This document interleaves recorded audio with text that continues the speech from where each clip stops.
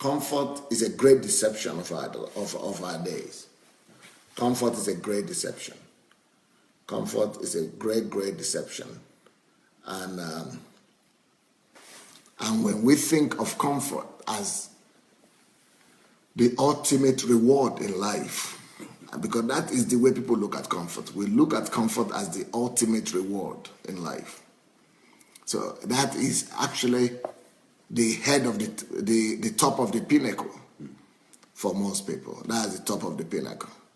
Everybody is thinking that when I've made it, I will live a life of comfort. Everybody is thinking that, well, the evidence that I've made it is when I demonstrate the lifestyle of comfort. So some people who have not even made it try to live in deception, and they try to portray a picture of comfort. They try to portray a deceptive picture of success. And the way they want to portray that success or the fact that they have made it is by, buying or displaying things that kind of make people to think that they are living in comfort and in luxury. Yes, those things are legitimate. It's good for you to have comfort and luxury. But you know what? Let me tell you something about comfort and luxury. Comfort and luxury are actually supposed to be a reward. A reward after a tough time or a tough day work, or after as a reward, as a compensation for a life of hard work, for a life of sacrifice, for a life of, after somebody has come back from and they are also necessary for recuperation, for you to recuperate your energy, to gain back your energy so that you'll be able to work more. So comfort is not meant for you to just lie down there and just be in it forever and just sink in it and then just be in it constantly. Comfort is a kind of thing that's supposed to help you to recoup your energy, to help you regain your lost energy, and to help you, to help you gather enough strength for the next stage of challenges and for the next stage of work and labor that is ahead of you. So comfort is legitimate, and luxury is also legitimate. They are necessary. There is a place for them. Both comfort and luxury have their place, but their place is not what we have put it in. The place of comfort and luxury is not what we have identified for them. And the way it is right now, the place that we have identified for comfort is that, retirement. I've come. I've arrived. I am here. I got everything fixed.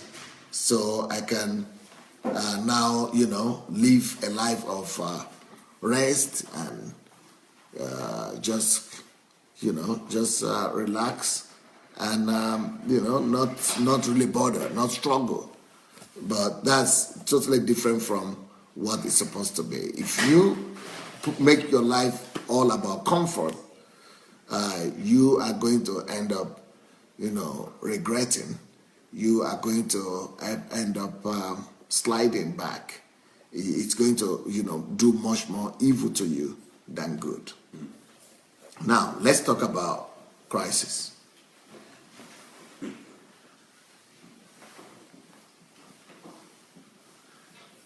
One thing about crisis is, we should not feel too bad about crisis as we do feel sometimes. We don't need to feel bad about crisis. Don't feel too terrible about crisis or adversity. Don't feel too bad terrible about crisis and adversity, because at the end of the day, in the long run, crisis, adversities, are supposed to make you better. Crises and adversities are supposed to make you better. Especially if you respond well to your crises and adversities, they will make you better. So don't be afraid of crisis. Don't be afraid of trouble. Don't be afraid of problems. Don't be afraid of the challenges and the problems that you face in life. If we respond well, crises, adversities, troubles, problems, they will make us better.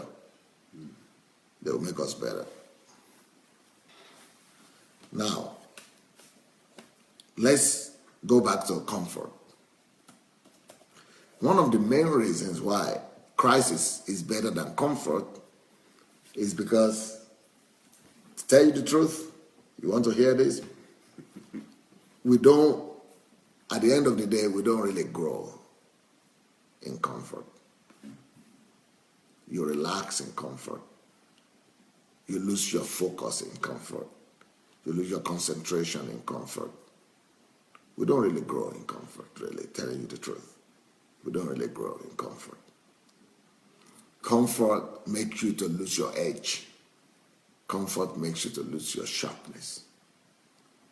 So, when you record your best growth, the best stages of growth in your life are when you are shaking.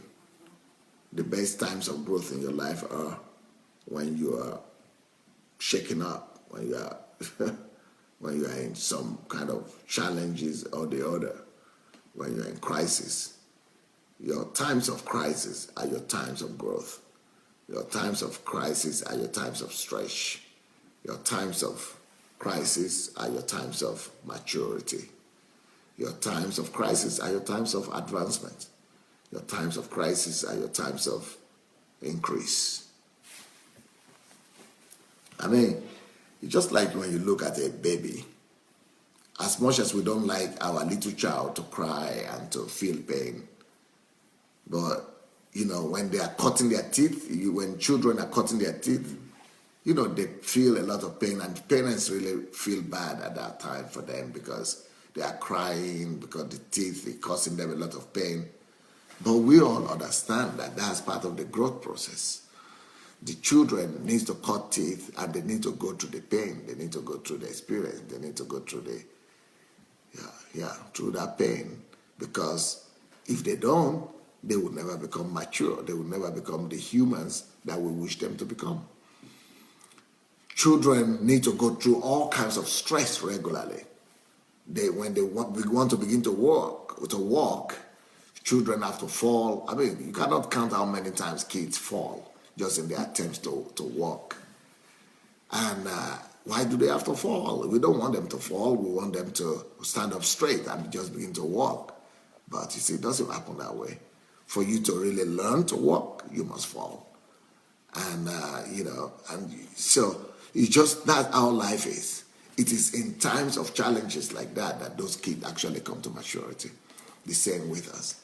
It is in our times of challenges, in our times of pain, in our times of troubles, in our times of crisis, in our times of problems, in our times of adversities, that we actually grow.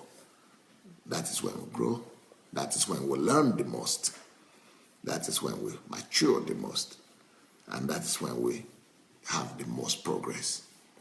So if you are the type that come from the school of thought that every problem is Satan, and that is Satan causing all your problems and challenges and troubles, you might be deceiving yourself and depriving yourself. That's a better word. You might be depriving yourself of a lot of benefits. The people who actually have the best breakthroughs in life, technological breakthrough, discoveries, inventions, these are people who live in a life of discomfort. They live in a life of stress. They put themselves under duress all the time. And they put themselves under the pressure of laboratories. They put themselves under the pressure of library. They put themselves under the pressure of continuous education, self-education, studying, and pushing themselves all the time. That's why they are only able to come forward with those innovations and ideas. And can you imagine for us to be able to fly planes like we're having, aircraft and planes now? Do you know how many people died in the process? Do you know how many people died just trying to attempt it? So many people, that some of the things that we're enjoying today, there are people who have laid their lives for them. Do you know how many ships and ocean liners, drowned, and and how many people perished, in the sense that people are trying to learn to overtake and to conquer the sea, the power of the sea, and how many people died in the process? And do you know how many people right now are depriving themselves of comfort just so that we will be able to enjoy and have what we're having? But on the other hand, we think that it is when we're in comfort that we are really living. But the people who make the world spin, and or people who make the world go around, they are not people of comfort. They are people of continuous stress, education, self-education, work, hard work. And that's why, we are now enjoying what they've made for us. I mean, even the iPad that you're saying, the person who came up with this idea, he worked himself to death. Even when he was sick, sick of cancer, he was still working. And, these people are workaholics. Even in cancer, when you're a cancer patient, you're supposed to be, you're supposed to, say, okay, I give myself a break. But this man was putting himself, even when he had emaciated, he's lost a lot of weight. Steve Jobs was always out there, trying to promote his work and doing his best. And he actually said that cancer was one of the greatest motivation for him to even work harder. So because he had more discomfort during the time of cancer, when he was having the cancer, when he was having the pain, he said it was more productive. So cancer made him to be more productive. Pain made him to be more productive. Discomfort made him to be more productive. And it is during that time, during that period when he was diagnosed with cancer, that we started having iPad 1, iPad 2, smartphone, and all those kind of things. It is the paradox of life. So the message of today is why crisis is better than comfort. Why crisis is better than comfort. So it's such a great wisdom for us to be able to embrace a life of pressure, a life of challenges, because it is when we live this kind of life that we are able to produce. It is when we live this kind of life that we are able to, improve. It is when we live this kind of life that we are able to benefit ourselves and benefit the world better, much more better than when we live in the life of comfort. Some of us right now, unfortunately, we have bought into the deception of advertisement industry. We have bought into the deception of the world around us to think that, life is about pleasure, but it's not. Life is about results. Life is about, progress. Life is about movement. Life is about forward movement, upward movement. And every time you move, that is discomfort by itself. Every time you take a step forward. So progress means discomfort. Movement means discomfort. Any kind of movement forward, any kind of forward movement means discomfort. Any kind of advancement in life means discomfort. So it is a tragedy that we buy into the idea that I want to become a millionaire, as if millionaires just live in luxury and comfort. But it's not true. Millionaires actually became millionaires because they work, because they work all the time. Millionaires become millionaires, and for them to remain millionaires, they have to work more than they worked before they became millionaires. So millionaires became who they are, and because of the amount of discomfort they impose upon themselves. So the ability to actually impose discomfort upon yourself, the ability to put pressure upon yourself and keep on pushing yourself, determines your effectiveness in life. If you have been watching our videos and maybe you enjoy them, maybe you don't enjoy them, but still, we need you to help us spread the word. And for that to happen, we only need you to take 5 little steps. Please help us spread this word by liking the video. Then, if you have not yet subscribed to our channel, please go ahead and subscribe to the channel. We also need you to press the notification button, and the way to do that is to click on the bell. You see the bell there? Click on it. Then, of course, leave your comments. Let's know what you're thinking about each video. And finally, we need you to go and share the word. Share this video on your Facebook timeline, on your Instagram, and every other platform that you have. All right? Let's win the world for Christ. Thank you so much. Peace.